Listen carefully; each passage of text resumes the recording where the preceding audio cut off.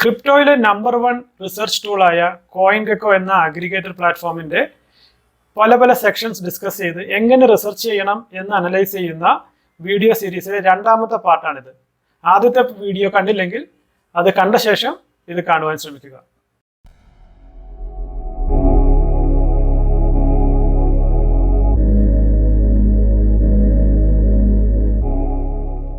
ഈ വീഡിയോയിൽ പറയുന്ന കാര്യങ്ങൾ തികച്ചും എഡ്യൂക്കേഷനും എൻ്റർടൈൻമെൻറ്റിനും വേണ്ടി മാത്രമുള്ളതാണ്. ക്രിപ്റ്റോ ഒരു അൺറെഗുലേറ്റഡ് അസറ്റ് ക്ലാസ് ആയതുകൊണ്ടും ഹൈലി വോളറ്റൈൽ ആൻഡ് റിസ്കി ആയതുകൊണ്ടും nothing in this video should be treated as a financial advice. നാലാമത്തെ സെക്ഷൻ നമ്മൾ മനസ്സിലാക്കേണ്ടത് കാറ്റഗറീസ് എന്നുള്ള സെക്ഷനാണ്. ഇത് വളരെ ഇന്നോവേറ്റീവും വളരെ ഇമ്പോർട്ടൻറ്റുമായിട്ടുള്ള ക്രിപ്റ്റോ സെക്ടേഴ്സിനെ നമുക്ക് പറഞ്ഞു തരുന്ന സെക്ഷനാണ്. ഇതിൻ്റെ ടോപ്പ് ഹെഡിങ്ങിൽ തന്നെ കാറ്റഗറീസിൽ വന്നു കഴിഞ്ഞാൽ നമുക്കറിയാം ഏതൊക്കെ തരത്തിലുള്ള ക്രിപ്റ്റോ കാറ്റഗറീസ് ഉണ്ട് എന്നുള്ളത്. ഇത് ഇവരുടെ ഒരു ഗ്രൂപ്പിംഗ് ആണ്. നമ്മൾ നമ്മളുടേതായ ലോജിക് അപ്ലൈ ചെയ്തുകൊണ്ട് വേണം ഇത് മനസ്സിലാക്കാൻ. ഇപ്പോൾ ലെയർ 1, ലെയർ 2 എന്നുള്ളത് ഒരു കോമൺ ട്രെൻഡാണ്.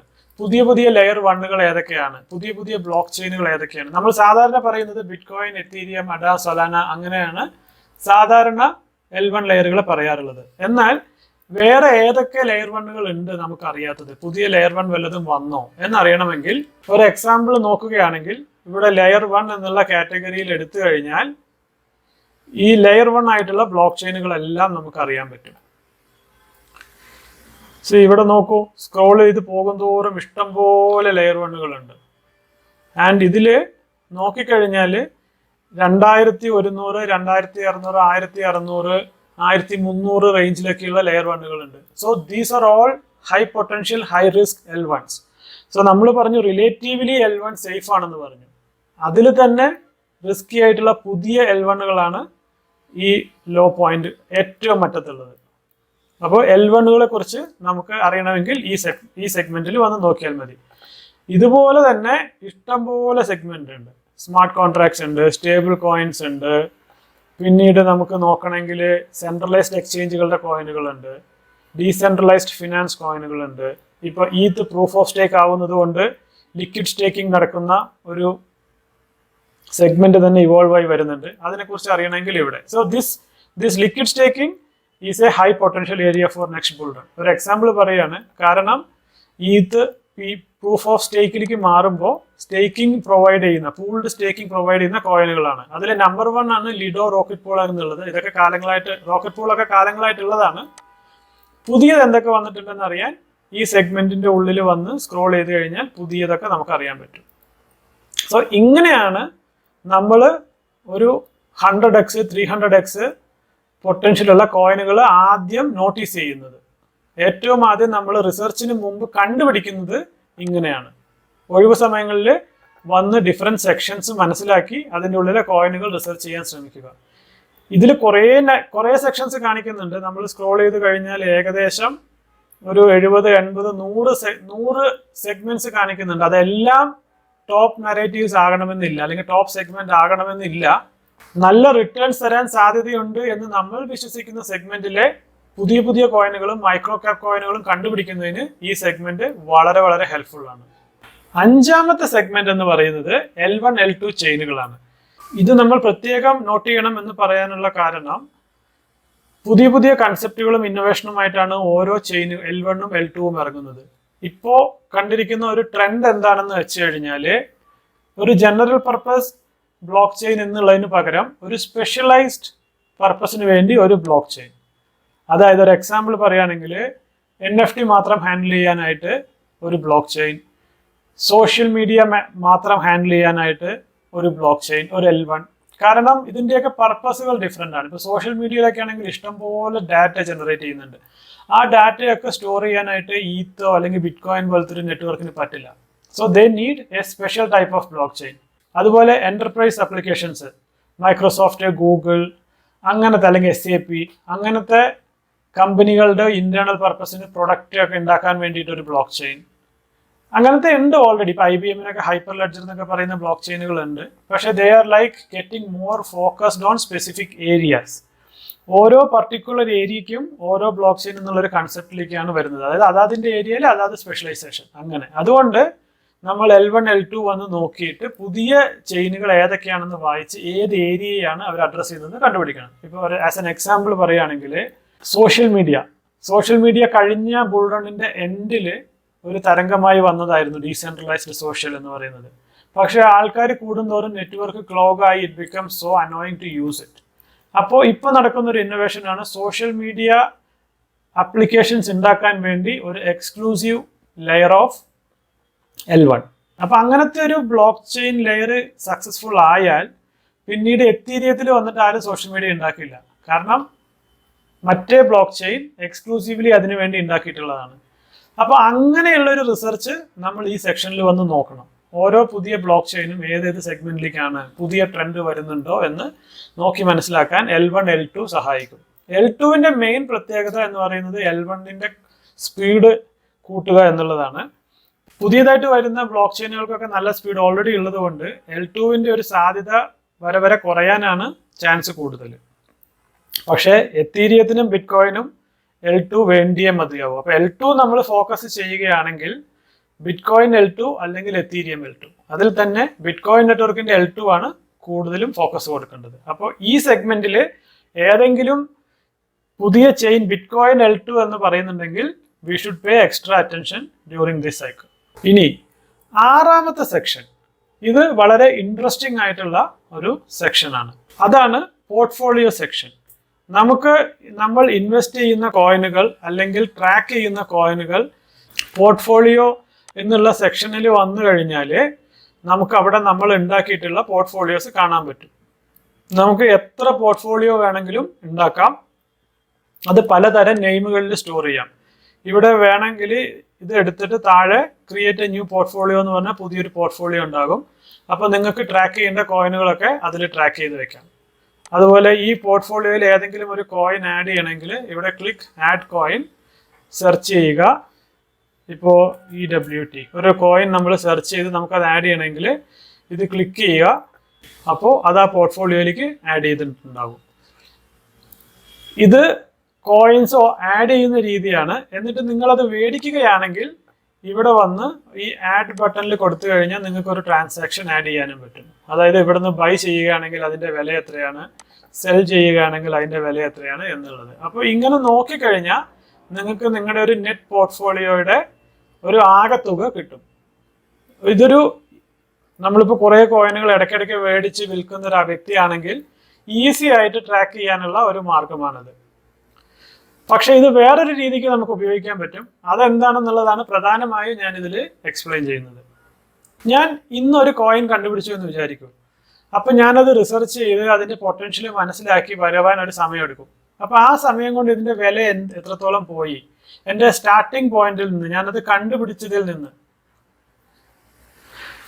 ഒരു കാര്യം പറയേണ്ടത്, ഓൾ ടൈം ലോയും ഓൾ ടൈം ഹൈയും ഒരു റെഫറൻസ് ആക്കി എടുക്കാമെങ്കിലും നമ്മളത് കണ്ടുപിടിച്ച ശേഷം ആ കോയിൻ എന്ത് സംഭവിക്കുന്നു എന്നുള്ളത് നമ്മൾ ട്രാക്ക് ചെയ്യണം. അപ്പോൾ അതിനുള്ളൊരു എളുപ്പവഴിയായിട്ടാണ് ഞാൻ ഈ പോർട്ട്ഫോളിയോ സെക്ഷൻ സാധാരണ ഉപയോഗിക്കാറുള്ളത്. അപ്പോൾ ഇതിൽ നമുക്ക് കാണാം 2024 എന്നുള്ളൊരു പോർട്ട്ഫോളിയോ ഇട്ടിട്ടുണ്ട്. ഒരു എക്സാമ്പിൾ ഞാൻ കാണിച്ചു തരികയാണ്. അപ്പോൾ അതിൽ യൂഷ്വലി ഞാൻ എന്ത് ചെയ്യും എന്ന് വെച്ചാൽ, ഒരു കോയിൻ വന്ന് ഇതിൽ ആഡ് ചെയ്യും.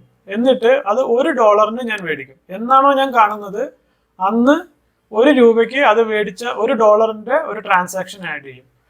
Then I will keep on observing. ഇതിപ്പോൾ നമുക്ക് നോക്കിക്കഴിഞ്ഞാൽ അറിയാം, ചില കോയിനുകൾ ഞാൻ ആഡ് ചെയ്ത ശേഷം കുറഞ്ഞ് 0.13 ആയിട്ടുണ്ട്. ഈ പോർട്ട്ഫോളിയോയിൽ ഏത് കോയിൻ ഞാൻ ആഡ് ചെയ്താലും സ്റ്റാർട്ടിങ് $1 ആയിരിക്കും. അപ്പോൾ ഇവിടെ നോക്കൂ, ലിക്വിഡ് ഷീൽഡ് എന്നുള്ളൊരു കോയിൻ ഒരു സമയത്ത് ഭയങ്കര ഹൈപ്പിൽ വന്നൊരു കോയിൻ ആയിരുന്നു. ഇന്നലെ ഒറ്റ ദിവസം കൊണ്ട് 40% ഇടിഞ്ഞു. ആൻഡ് $1 ഞാൻ ഇട്ടിരുന്നെങ്കിൽ അത് 0.13 ആയി. സോ യൂഷ്വലി ഞാൻ എന്ത് ചെയ്യണം, ഇതിന്റെ കാരണം എന്താണെന്ന് മനസ്സിലാക്കി അനലൈസ് ചെയ്യണം. ഇത് ടെമ്പററി ആയിട്ടുള്ള ഒരു കാരണമാണെങ്കിൽ this is a right time to buy, because എനിക്കതൊരു 90% ഡിസ്കൗണ്ടിലാണ് കിട്ടുന്നത്. അതേസമയം അടിച്ചു പോയാൻ സാധ്യതയുണ്ടെങ്കിൽ I will remove it from my portfolio. പിന്നെ ഞാനത് ട്രാക്ക് ചെയ്യില്ല. അതുപോലെ വേറെ ഹൈ പൊട്ടൻഷ്യൽ ആയിട്ട് പറഞ്ഞിരുന്ന ഒരു കോയിനാണ് Archi Finance. This is part of real yield, Archi Finance എന്നുള്ളത്. ഞാനത് ആഡ് ചെയ്യുമ്പോൾ 1 രൂപയായിരുന്നു. ഓവർ എ പീരീഡ് കൊണ്ട് ഇത് കുറഞ്ഞു. ഇപ്പൊ എനിക്കത് 25% ഡിസ്കൗണ്ടിലാണ്. അപ്പൊ ഞാൻ SIP ചെയ്യുന്ന ഒരാളാണെങ്കിൽ ഈ പെർസെൻറ്റേജിൽ കുറച്ച് SIP ചെയ്യാം. I mean that we can track it in A real portfolio വേറെ. അതേപോലെ ക്രസ്റ്റ് നെറ്റ്വർക്ക്, ഇത് ഡീസെൻട്രലൈസ്ഡ് സ്റ്റോറേജ് ഏരിയയിൽ കുറേ നാളുകളായിട്ടുള്ള ഒരു കോയിനാണ്. പക്ഷെ ഇതുവരെ ഇതിനൊരു റെക്കഗ്നിഷൻ കിട്ടിയിട്ടില്ല. ഞാൻ ആഡ് ചെയ്ത ശേഷവും ഇതിന്റെ വില കുറഞ്ഞുകൊണ്ടേ ഇരിക്കുകയാണ്. സോ 35% ഡിസ്കൗണ്ടിൽ എനിക്കിപ്പോൾ മേടിക്കാം. ഇപ്പൊ ഞാൻ SIP ചെയ്യുന്ന ഒരാളാണെങ്കിൽ ഒരു പോർഷൻ ഈ കോയിനിൽ എനിക്ക് വേണമെങ്കിൽ മേടിക്കാം. അങ്ങനെ നമ്മളൊരു കോയിൻ കണ്ടുപിടിച്ച ശേഷം അതിന്റെ പ്രൈസ് ഫ്ലക്ച്വേഷൻസ് ട്രാക്ക് ചെയ്യുന്നതിന് നമുക്ക് കുറച്ച് ഡമ്മി പോർട്ട്ഫോളിയോ ഉണ്ടാക്കി ഉപയോഗിക്കാം. ഞാൻ ട്രാക്ക് ചെയ്യുന്ന കോയിനുകളിൽ ഏതൊക്കെ 10x ആയി എന്നറിയാനാണ്. അപ്പോൾ ഞാൻ കണ്ടുപിടിച്ചിരിക്കുന്ന കോയിനുകളിൽ നിന്ന് ചില കോയിനുകൾ ഇവിടെ ട്രാക്ക് ചെയ്യാൻ ഇട്ടിട്ടുണ്ട്. ഇതും 1 രൂപയാണ് ഞാൻ സ്റ്റാർട്ടിംഗ് പോയിന്റിൽ ഇടുക സാധാരണ. എന്നിട്ട് ഇതിപ്പോൾ ഒരു ബുൾ റണ്ണോ അല്ലെങ്കിൽ എന്തെങ്കിലും ഒരു ഹൈപ്പോ വന്നു കഴിഞ്ഞാൽ എത്ര എക്സ് ആയി. ഇപ്പോൾ 1 രൂപയുടെ ഇത് 2 രൂപയായാൽ അത് 2x, $3 ആയാൽ 3x, $4 ആയാൽ 4x. അങ്ങനെ ഈസി ആയിട്ട് ട്രാക്ക് ചെയ്യാൻ പറ്റും. എൻ്റെ ഒരു ടാർഗറ്റ് 10x ഒരു റെഫറൻസ് ആക്കി വെച്ചതുകൊണ്ട് ഈസി ആയിട്ട് നോക്കി അറിയാം. ഇപ്പോൾ ഇതിപ്പോൾ ഞാൻ $1 മേടിച്ചിരുന്നെങ്കിൽ ഇത് 1.5 ആയി. യൂഷ്വലി ഇത് ഞാൻ മേടിക്കുന്ന അന്നാണ് ഇത് ഇങ്ങനെ ആഡ് ചെയ്യുക. നമ്മൾ ഒരു കോയിൻ മേടിക്കുന്ന അന്ന് ഇത് ഇങ്ങനെ ആഡ് ചെയ്തിട്ടാൽ അതിന്റെ പ്രൈസ് ഫ്ലക്ച്വേഷൻസ് നമുക്ക് ഈസി ആയിട്ട് ട്രാക്ക് ചെയ്യാൻ പറ്റും. ജസ്റ്റ് ഈ പോർട്ട്ഫോളിയോ എടുത്ത് നോക്കിയാൽ തന്നെ ഓരോ കോയിനും എത്ര ശതമാനം ലാഭം തന്നു, എത്ര ശതമാനം നഷ്ടം തന്നു എന്നുള്ളത് നമുക്ക് അപ്പോൾ അറിയാൻ പറ്റും.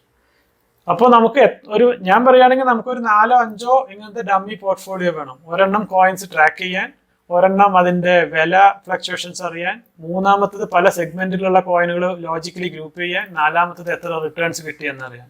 കോയിൻഗെക്കോയുടെ പോർട്ട്ഫോളിയോ സെക്ഷൻ എങ്ങനെ ഉപയോഗിക്കണമെന്ന് നിങ്ങൾക്ക് വൃത്തിയായിട്ട് മനസ്സിലായെന്ന് ഞാൻ വിശ്വസിക്കുന്നു. ഇനി അടുത്ത സെക്ഷൻ, അതായത് 7ാമത്തെ സെക്ഷനാണ് ഗെക്കോ ടെർമിനൽ എന്ന് പറയുന്നത്. ഇത് റിലേറ്റീവ്ലി ന്യൂ ആയിട്ടുള്ള ഒരു സെക്ഷനാണ്. ഇവരുടെ പ്രൊഡക്റ്റ് എന്നുള്ള ടോപ്പ് പോയിന്റിൽ ടെർമിനൽ എന്നുള്ള സെക്ഷനിൽ പോയി കഴിഞ്ഞാൽ ഇതൊരു പുതിയ വിൻഡോയിൽ തുറന്നു വരും. ഇതിന്റെ ഇമ്പോർട്ടൻസ് എന്താണ് എന്ന് വെച്ച് കഴിഞ്ഞാൽ മെയിൻ ആയിട്ട് ഡെക്സുകളുടെ കാര്യങ്ങൾ ഹാൻഡിൽ ചെയ്യുന്ന ഒരു ഏരിയയാണ്. ഇപ്പൊ ഇതിന്റെ ഹോം പേജിൽ നോക്കുകയാണെങ്കിൽ ഏറ്റവും പുതിയതായിട്ടുള്ള ട്രെൻഡിങ് പൂൾസ്, ബിനാൻസ് ചെയിൻസിൽ പുതിയതായിട്ട് ഉണ്ടാക്കിയ കോയിൻസ്, ന്യൂ പൂൾ. സോ ഇതൊക്കെ നമ്മൾ എടുത്ത് നോക്കിക്കഴിഞ്ഞാൽ this will be very very new, less than half an hour, 1 അവർ. പിന്നെ ഈ അടുത്തുള്ള ടോപ്പ് ഗെയിനേഴ്സ് കണ്ടോ, ഇത് ബിനാൻസിൽ ഈ ഏറ്റവും അടുത്ത് ഗെയിൻ കിട്ടിയ ഒരു കോയിനാണ്, 158%. അതിന്റെ ലെഫ്റ്റ് ഹാൻഡ് സൈഡിൽ പുതിയ പുതിയ ചെയിനുകൾ ഏതൊക്കെയാണ്, പുതിയ പുതിയ ഡെക്സുകൾ ഏതൊക്കെയാണ്, ന്യൂ പൂളുകൾ എന്തൊക്കെയാണ്. പൂളുകൾ എന്ന് പറയുന്നത് ഡീസെൻട്രലൈസ്ഡ് എക്സ്ചേഞ്ചിൽ പുതിയതായിട്ട് ലോഞ്ച് ചെയ്യുന്ന കോയിനുകൾ കണ്ടുപിടിക്കാനുള്ള ഒരു ടെക്നിക്കാണ്. അപ്പൊ ഇത് നോക്കിയാൽ നമുക്ക് അറിയാൻ പറ്റും. ഏറ്റവും ലേറ്റസ്റ്റ് ആയിട്ട് ടെസ്റ്റ് എന്ന് പറയുന്നത് 6 മിനിറ്റ് മുമ്പാണ് റിലീസ് ചെയ്തത്. സ്റ്റാർട്ടിങ് ചെയ്തവർക്കൊക്കെ ഏകദേശം 18% ലാഭം കിട്ടിക്കഴിഞ്ഞു. അതുപോലെ പെപ്പെ ഗെയിൻസ് എന്ന് പറയുന്ന ഒരു കോയിൻ ബിനാൻസിൽ ലോഞ്ച് ചെയ്തത് 7 മിനിറ്റ് മുമ്പാണ്. ഇതാണ് ഞാൻ പറഞ്ഞത്, ഏറ്റവും പുതിയ കോയിൻസുകൾ റിസർച്ച് ചെയ്ത് കണ്ടുപിടിക്കണമെങ്കിൽ ഇവിടെ വന്ന് നമ്മൾ നോക്കിയിരിക്കണം. ഇതുപോലെ വേറെ ചില ടൂളുകളുണ്ട്, അത് നമ്മൾ അടുത്ത എപ്പിസോഡിൽ ഡീറ്റെയിൽഡ് ആയിട്ട് പഠിക്കുന്നതാണ്. പക്ഷേ ഇത് കോയിൻഗെക്കോയുടെ ഭാഗമായിട്ടുള്ള ടെർമിനൽ ആയതുകൊണ്ട് ഇവിടെ കവർ ചെയ്യുന്നതാണ്. അതുപോലെ പ്രൂഫ് ഓഫ് റിസർവ് ഉണ്ട്. പിന്നെ ഓരോ ചെയിനിലും വരുന്ന ലേറ്റസ്റ്റ് കോയിനുകൾ എന്തൊക്കെയാണെന്ന് അറിയാനായിട്ട് നമുക്ക് ഇവിടെ വന്ന് ക്ലിക്ക് ചെയ്താൽ മതി. സോ ഇത് എടുത്തു കഴിഞ്ഞാൽ ഇത് ആ ചെയിൻ മാത്രം ഹൈലൈറ്റ് ചെയ്ത് കാണിക്കും. ഇപ്പൊ ബേസ് ചെയിൻ ഒരു എക്സാമ്പിൾ ആയിട്ട് എടുക്കുകയാണെങ്കിൽ ഇത് നോക്കിയാൽ നമുക്കറിയാം ബേസ് ചെയിനിൽ ട്രെൻഡിങ് ആയിട്ടുള്ള ഏറ്റവും പുതിയ പൂളുകൾ ഏതൊക്കെയാണെന്നുള്ളത്. സോ MSB ഉണ്ട്, അത് കഴിഞ്ഞ 24 മണിക്കൂറിൽ 1000% ഗെയിൻ കിട്ടി. അതേസമയം ഫ്രണ്ട് എന്ന് പറയുന്ന ഫ്രണ്ട് എന്ന് പറയുന്ന ടോക്കൺ 5300% 24 മണിക്കൂറിൽ ഗെയിൻ തന്നു. അങ്ങനെ അതുപോലെ ഓരോ ചെയിനുകളും നമുക്ക് ഇവിടെ കാണാം. അവലാഞ്ചിൽ നോക്കിയാൽ അത് ഏതൊക്കെയാണെന്ന് കണ്ടുപിടിക്കാം. ഈ സ്ക്രോൾ ചെയ്ത് വരുമ്പോൾ ഇവിടെ എല്ലാ L1ഉം L2ഉം ഇവിടെ ലിസ്റ്റ് ചെയ്യും. അതാത് ചെയിനുകളിൽ എടുത്തു കഴിഞ്ഞാൽ ആ ചെയിനുകളിൽ ഏറ്റവും ലേറ്റസ്റ്റ് ആയിട്ടുള്ള പൂളുകൾ ഏതൊക്കെയാണെന്നും ഏറ്റവും ട്രെൻഡിങ് ആയിട്ടുള്ള കോയിനുകൾ ഏതൊക്കെയാണെന്നുള്ള ഒരു ഐഡിയ നമുക്ക് കിട്ടും. സോ ഇവിടെ വന്നാലാണ് ഇത് കറക്റ്റ് ആയിട്ട് നെയിൽ ഡൗൺ ചെയ്യാൻ പഠിച്ചാൽ this become a money printing machine. ഇതിൽ കുറെ റഗ് പുള്ളും സ്കാമുകളും ഉണ്ട്, അത് സ്പോട്ട് ചെയ്യാനും കൂടി നമ്മൾ പഠിക്കണം. അപ്പോൾ ഏറ്റവും ലേറ്റസ്റ്റ് ആയിട്ടുള്ള കോയിനുകൾ സ്കാമുകൾ അല്ലാത്തത് കണ്ടുപിടിക്കാൻ പഠിച്ചാൽ ഒരു മണി പ്രിന്റർ ആയിട്ട് ഈ സെക്ഷൻ വർക്ക് ചെയ്യുന്നതാണ്. വെരി ഇമ്പോർട്ടൻറ്റ് സെക്ഷൻ, പക്ഷേ very difficult to master also. പ്രധാനപ്പെട്ട 7 സെക്ഷനുകൾ നമ്മൾ മനസ്സിലാക്കി കഴിഞ്ഞു. ഇത് കൂടാതെ ഇതിൽ വേറെയും കുറെ ചെറിയ സെക്ഷനുകളുണ്ട്. അതെന്താണെന്ന് പെട്ടെന്നൊന്ന് നോക്കാം. ഈ പ്രൊഡക്റ്റിന്റെ താഴെ വന്നു കഴിഞ്ഞാൽ നമ്മൾ പ്രധാനപ്പെട്ട 3 കണ്ടു കഴിഞ്ഞു. ഗെക്കോ ടെർമിനൽ നമ്മൾ ഇപ്പോൾ കണ്ടു, പോർട്ട്ഫോളിയോ നമ്മൾ ഇപ്പോൾ കണ്ടു. പിന്നെയുള്ള ഒരു സെക്ഷനാണ് ക്രിപ്റ്റോ റിസർച്ച്. ഇത് ഏറ്റവും ക്രിപ്റ്റോ ഇൻഡസ്ട്രിയിലെ ഏറ്റവും ലേറ്റസ്റ്റ് ആയിട്ടുള്ള ന്യൂസുകളും ഇവന്റുകളും പ്രതിപാദിക്കുന്ന സെക്ഷനാണ്. സമയം കിട്ടുമ്പോൾ വന്ന് വായിച്ചു നോക്കാവുന്നതാണ്. പിന്നെ വളരെ ഇമ്പോർട്ടൻ്റ് ആയിട്ടുള്ള വേറൊരു സെക്ഷനാണ് NFT. NFT ഓൾ ടുഗദർ ഒരു കംപ്ലീറ്റ്ലി ഡിഫറെൻറ്റ് സെഗ്മെന്റ് ആണ്. അത് ഇതിൽ കവർ ചെയ്യുന്നില്ല. നമ്മൾ പോയി once we cover the basics of coins, നമ്മൾ NFT കടക്കുമ്പോൾ റീവിസിറ്റ് ചെയ്തിട്ട് ഡീറ്റെയിൽഡ് ആയിട്ട് നമുക്ക് പഠിക്കാവുന്നതാണ്. കോയിൻഗെക്കോയുടെ ഡിഫറെൻറ്റ് സെക്ഷൻസിനെ കുറിച്ചും അത് ഡീറ്റെയിൽഡ് ആയിട്ട് എങ്ങനെ ഉപയോഗിക്കണം എന്നുള്ളതിനെ കുറിച്ചുമുള്ള ഈ ഒരു വീഡിയോ നിങ്ങൾക്ക് ഇഷ്ടമായി എന്ന് വിശ്വസിക്കുന്നു. ഈ 2 പാർട്ടുള്ള ഈ വീഡിയോ സീരീസ് നിങ്ങൾക്ക് വാല്യൂ ആഡഡ് ആണെങ്കിൽ, പുതിയ വല്ല കാര്യങ്ങളും ഉപകാരപ്രദമായി എന്ന് തോന്നുകയാണെങ്കിൽ please subscribe to this channel and share it with my friend. ഇതുപോലുള്ള കിടിലം പുതിയ വീഡിയോയുമായി വരുന്നവരെ സൈനിങ് ഓഫ്. ഫെബിൻ ആൻഡ്രൂസ്.